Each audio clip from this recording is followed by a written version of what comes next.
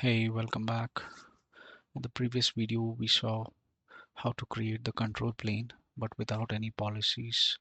We could see that it was not able to intercept any of the calls from the agents and block them, or could not even verify because we had not configured any policies.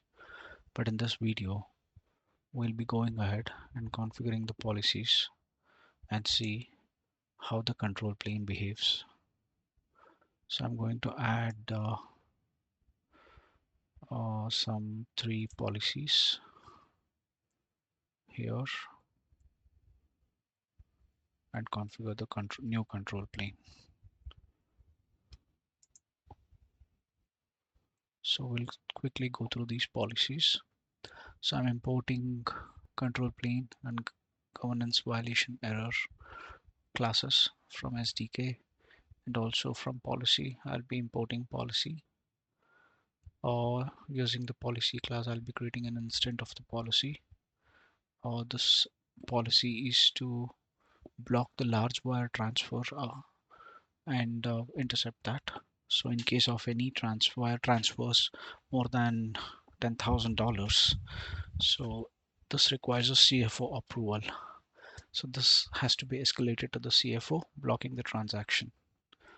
And second policy is what we are configuring. If there are any PII data, in case of exporting any PII data, there should be a hard block. So this is a regulatory compliance. That's why it comes under a regulatory category. Whereas the wire transfer, we are categorizing it as operational.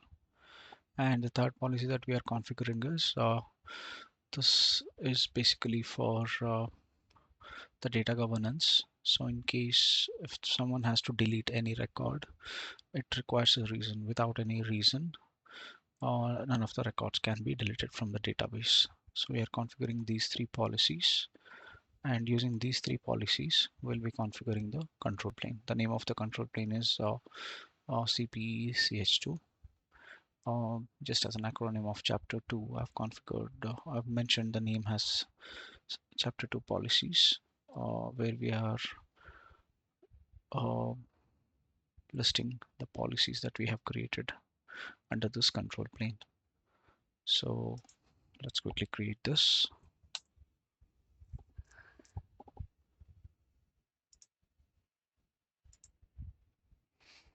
Okay, the policies are created as well as the control plane. So next let us try to execute some tasks by creating the agents, and let us see how the control plane blocks this or try to intercept this.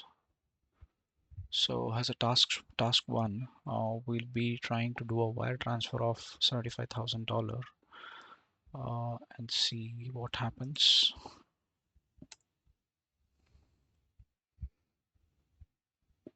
Yeah, as we can see, it has hit governance violation error. The reason is it is escalated. It requires a human approval before execution. So since we have imported governance violation error, the SDK intercepts this, blocks this, and raises an exception. So the verdict is escalation. The action is stopped pending CFO approval. Let's try to run a second task.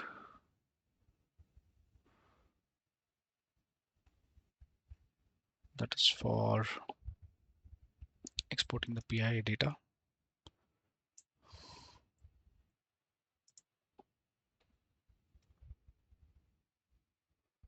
So we are trying to include the PII fields for the external partner.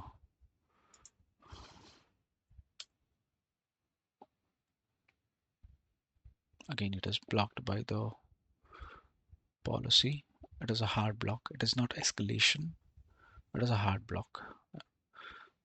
By the policy gateway, it says it cannot export the PII data for the external vendors or the external parties.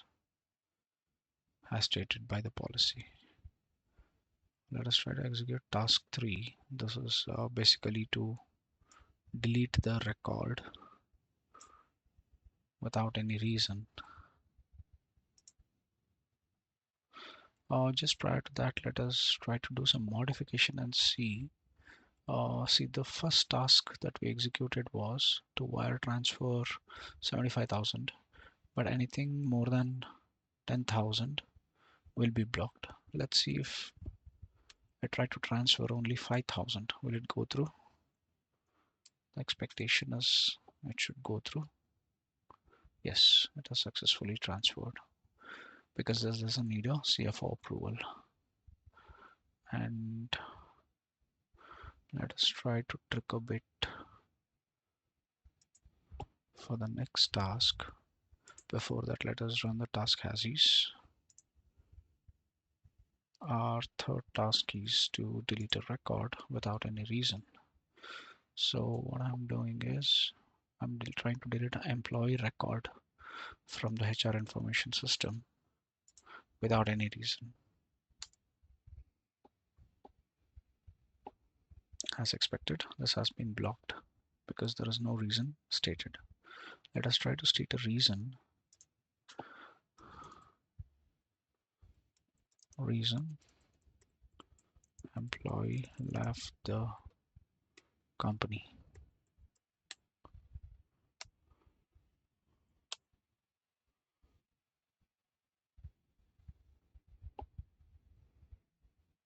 Yes, the final answer is employee record has been successfully deleted because there is a valid reason stating that the employee has left the company.